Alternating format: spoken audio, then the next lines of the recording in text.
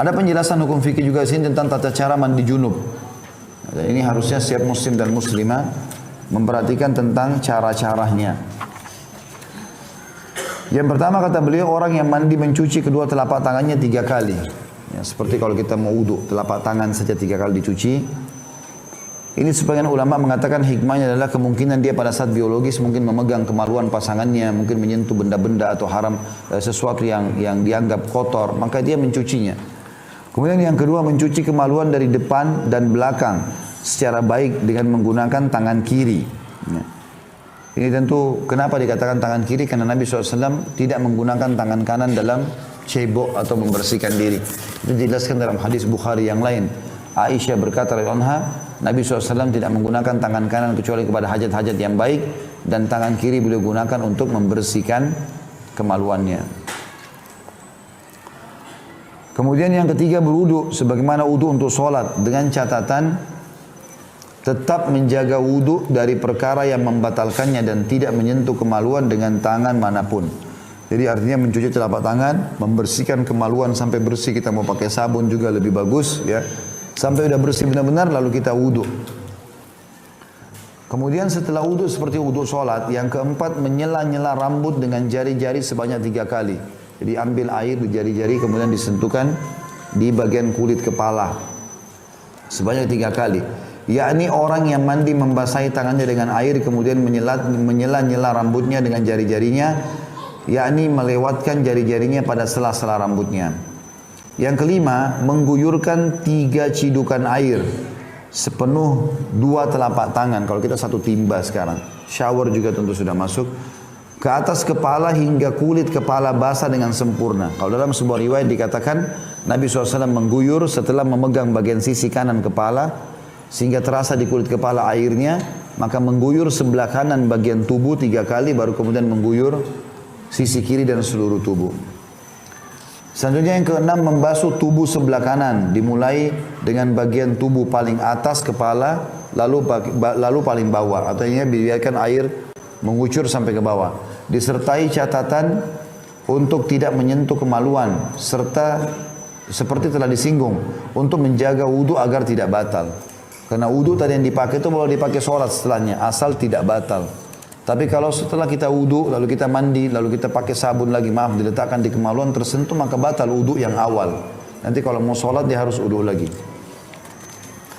Yang ketujuh, membasuh tubuh sebelah kiri, dimulai dengan bagian tubuh paling atas, kemudian paling bawah. Kedelapan, membasuh tubuh dengan air secara baik, artinya semua kena ya sela-sela tubuh. Dan yang terakhir, yang kesembilan adalah disertai catatan agar memperhatikan untuk mencuci ketiak, pusar dan belakang lutut. Ya. Ini tempat-tempat yang kadang-kadang tidak kena air, maka digosok di bagian ketiak. Di situ dijelaskan. Kemudian bagian pusarnya kan ada lubang, dikhawatirkan tidak kena air pada saat mandi junub sehingga mandi junubnya tidak sempurna. Kemudian juga bagian belakang lutut, ya, biasanya ada lipatan di atas betis, antara betis dengan paha belakang. Setelah itu ia pergi ke tempat sholatnya tanpa perlu berwudu kembali, asal dia tidak membatalkannya. Kalau kesentuh kemaluan, keluar angin, kencing, maka ini semua berarti batal wudu awal. Untuk sholat dia harus wudu lagi.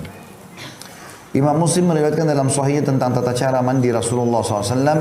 Idza iktasala minal janabati yabda'u fayaghsila yadayhi thumma yufrigha biyaminihi ala shimalihi fayaghsilu farjahu thumma yatawadda wudu'ahu lis-salah thumma ya'khudhu al-ma'a fayudkhilu asabi'ahu fi usuli asy-sya'r hatta idza ra'a an qad istabra'a hafana ala ra'si 3 hafanat thumma afadha ala sa'iri jasadihi thumma ghasala rijlaihi.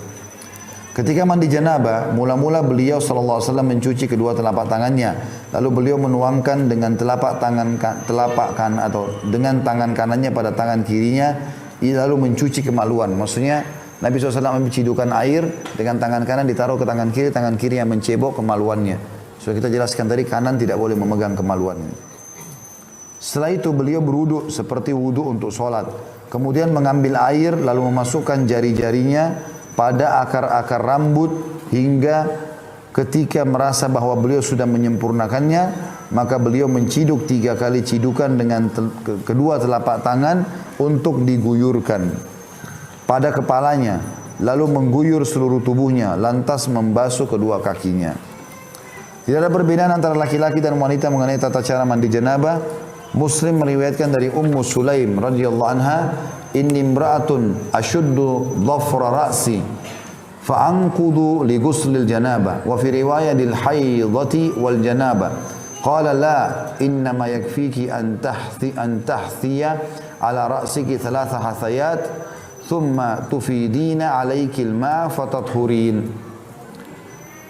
Aku adalah seorang wanita yang biasa mengencangkan jalinan rambutku, maksudnya menguncirnya. Apakah aku harus melepasnya kalau aku mandi janabah?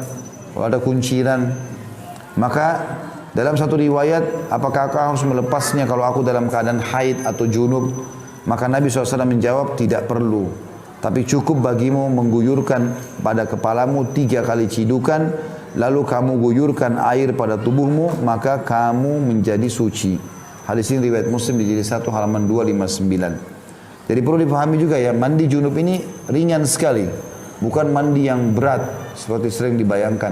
Karena ada juga orang pada saat pasangannya ingin mengulangi biologis, dia nggak mau. Kenapa? Malas mandi. Ini bukan masalah malas mandi. Mandi mudah, bukan sulit. Jadi jangan selalu dibayangkan kalau saya tadi mandi, sekarang biologis lagi harus keramas lagi dengan sampo segala macam. Enggak.